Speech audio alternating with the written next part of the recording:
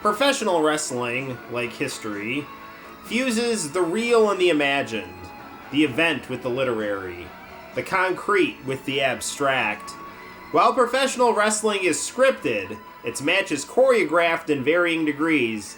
Many professional wrestlers live their lives sculpting their bodies, perfecting fighting techniques, mastering ring psychology, and learning how to endure relentless pain. And hopefully this video won't be a relentless pain for you. It is going to be the YouTube channel review of WCW versus the World for the Sony PlayStation. What I just read from was my research seminar paper. Spectacle of Labor. Professional Wrestling is Capitalist Endeavor and 20th Century Cultural Theater, 1983 to 1996. By yours truly. So the fun thing about WCW versus the World is, while it's for the Sony PlayStation, it is actually the first of the Nintendo 64 series of wrestling games that ranged from WCW versus the World, WCW NWO Revenge, and then once the WCW contract with Aki and Asmik, the companies that made these video games, went to WWF, you had WWF WrestleMania 2000, and I think the most overrated wrestling game is WWF No Mercy, mainly because I just think the music's not very good in it, and I think the creative player is great, but it's so in-depth that it's actually distracting from the gameplay, so I just don't think it's as enjoyable a gameplay experience, at least for me, and I think that a lot of WWF Attitude Era fans just like the game because it's got, because of brand preference. But if you want a straightforward experience playing a good wrestling game, there's not really many better options than the PlayStation's WCW versus the World. So let's actually get into some of the gameplay of that right now. So, we're exiting the Sony PlayStation's CD player mode, and we're going to go right into what it's known for, and that is its gameplay mode. So we'll adjust the camera like so, and get into some of the goodness that is WCW versus the World. One thing I really like about this game is its music. It is basically it just sounds like Japanese pop music, like that would be composed by Tetsuya Komuro or Daisuke Asakura. So enjoy that. What you see here is clearly the opening to WCW versus the World, and you just get a lot of cool video clips of WCW Saturday Night and WCW Monday Nitro with WCW's legendary roster that ranged from Hollywood Hogan, Lex Luger, Steven Regal, Ultimo Dragon, Sting, Jeff Jarrett, so on and so forth. Psychosis, dropping a big old leg right there.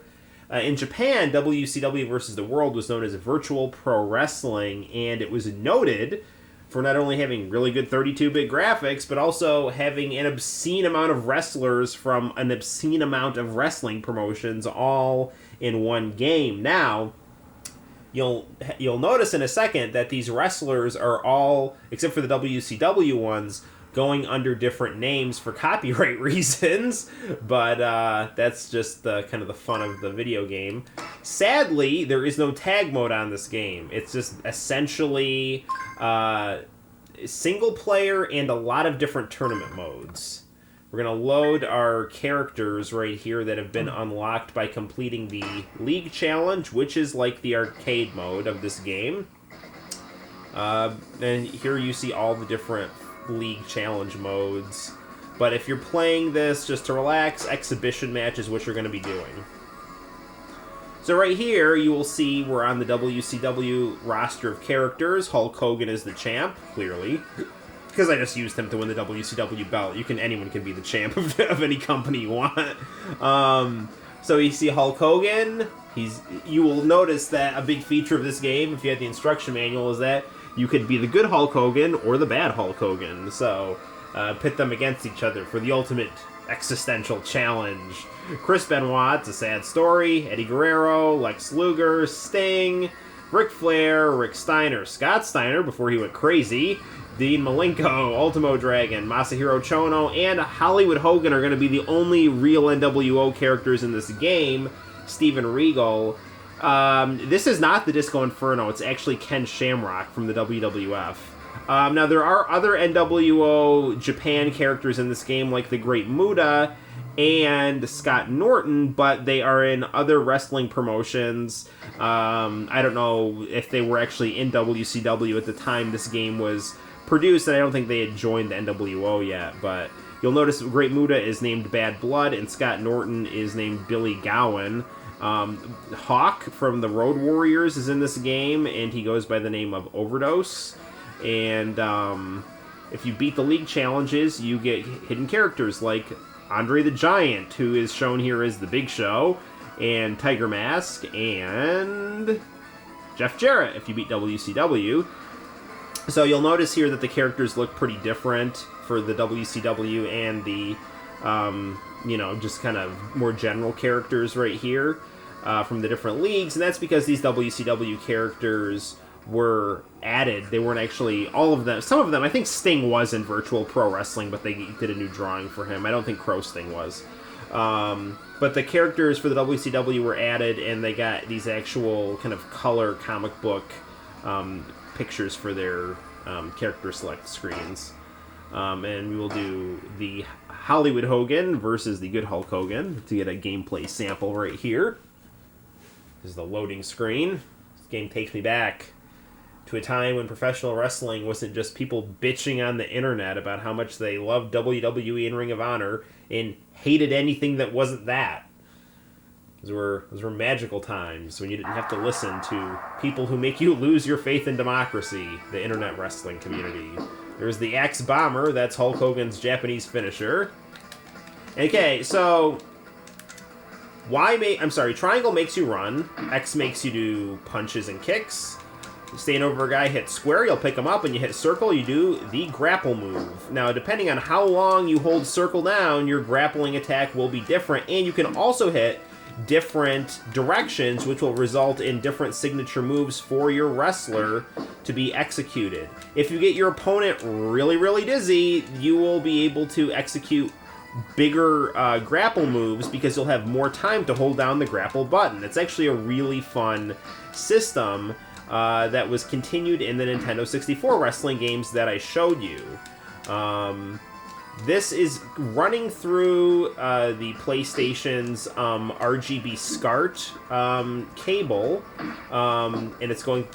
American TVs don't have RGB SCART, so you have to get an HDMI upscaler and an RGB SCART cable.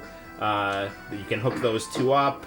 Look up how to do that. I'm not going to go into how to do it now, but if you do that, you'll get the clearest possible picture for your Sony PlayStation, because Sony PlayStation does have an RGB out. So I'm getting pile driven by the Good Hulk Hogan here. And the X Bomber has been blocked. That's no fun. Looks like Hollywood Hogan is... No, he's still got the upper hand here. Let's see. Okay, so if you hit L2, you will do your taunts, and if you do those successfully enough, these things in the corner right here will turn white, and you will be able to do your finishing move by holding the grapple button down for a really long time. And if your opponent's dizzy enough, you grab them, and I think Hollywood Hogan and Hulk Hogan's finish move on this game is actually the standing chokehold that he did in Rocky III against Sylvester Stallone. I'm pretty sure that's correct. So let's go to a different match right here. Time limit draw. There will be no winner versus the Good Hulk or Bad Hulk today. I always thought that Hollywood Hogan was a much deeper character than Stone Cold Steve Austin, and this is another reason why I like WCW better than WWF. WCW's characters were a lot better written, especially in like 1996. So Hollywood Hogan was formed because the professional wrestling establishment and its fans had turned on the good guy Hulk Hogan, and so now he was going to use all his good guy powers against the institutions and people that had, built him up, and built his own new order that reflected his own ideals and interests. You know, Steve Austin, Stone Cold Steve Austin, was just a, you know, raging alcoholic who liked to flip people off and, you know, give stupid people their jollies. You know, that was... I mean, I think Steve Austin's a good guy and a good wrestler, but I just didn't think Stone Cold was a very good character. I don't care what anyone thinks. So right now we will do the Blonde Sting versus the Crow Sting, so you can get a sense of the two different character styles for this character. I'm the Crow Sting, going up against late 80s and early to mid 90s Sting. And I'm getting the Scorpion Deathlock on him. Another good thing about this wrestling game that I really like, it's like a Japanese anime in terms of its aesthetics. Lots of bright colors and poppy music. And a lot of other wrestling games in the 90s just were very drab looking and also had just kind of generic heavy metal music. And as much as I like WCW NWO Revenge, that game didn't have a very good soundtrack, and neither did any of the WWF games. I think the WWF games had a worse soundtrack. So this is my take on that. But here, bright, vivid colors, poppy music, and over-the-top attacks. It's really the major reason I like this game. Now, sadly, there is no... I don't know if I said this or not. There's no tag mode on this game, so you're only going to be doing one-on-one matches that you can basically do different kind of tournament styles with, or the exhibition style. No! Looks like Surfer Sting is going to win that fight. Let's, before we run out of time, let's do some Andre the Giant. You can see his raging European afro. The French natural, as it was known. No, I have no idea if that's what he called his afro. Oops. Come on. End. Sorry. You have to hit a couple buttons on the controller to move things along. It's pretty much commonplace.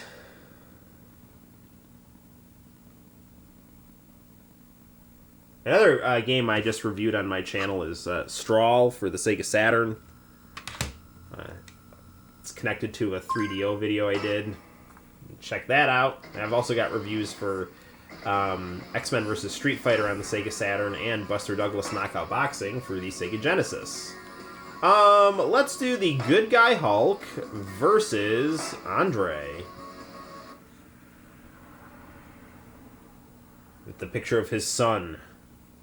He's not really his son, but in the wrestling world, he's his son. Because the giant is the son of a giant.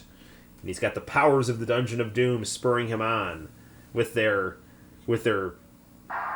cave fountains that look like they're hot, but they're really not. Come on, Hulk. Actually, Hulk body slammed Andre the Giant in Japan before he body slammed him in the WWF at WrestleMania 3. One thing that always really bothered me about the WWF is that they always acted like they were these big innovators, and all they did was basically steal other wrestling companies' ideas and pass them off as their own. Now, I will say this. I think a lot of the time, not all the time, WWF's take on other wrestling companies' ideas was actually better than the companies. So they're like really, really good knockoff artists, but sometimes they just weren't. Like, nothing that they tried was ever as good as the NWO. Which is why they will never let Sting win at WrestleMania, because it would be acknowledging that they were bested by their competition, and they absolutely were, because the NWO and Sting were better written characters and better storylines than anything the Attitude Era produced, and that's just why even at WWF events, those characters get cheered over the WWF alternatives. So, let's see if we can get the body slam on him. Nope! Man, the music in this level is just the best. Come on, get him! There it is, the body slam! And the leg drop! And he got right back up from it because he's just very large and angry. So that's it, guys. That's the review for WCW versus the World for the Sony PlayStation. CD quality music and really nice 3D graphics and a spectacular array of characters to choose from. Pick it up at a flea market, Amazon, or eBay. And until next time, guys, My name is Noel. You take care. Bye-bye.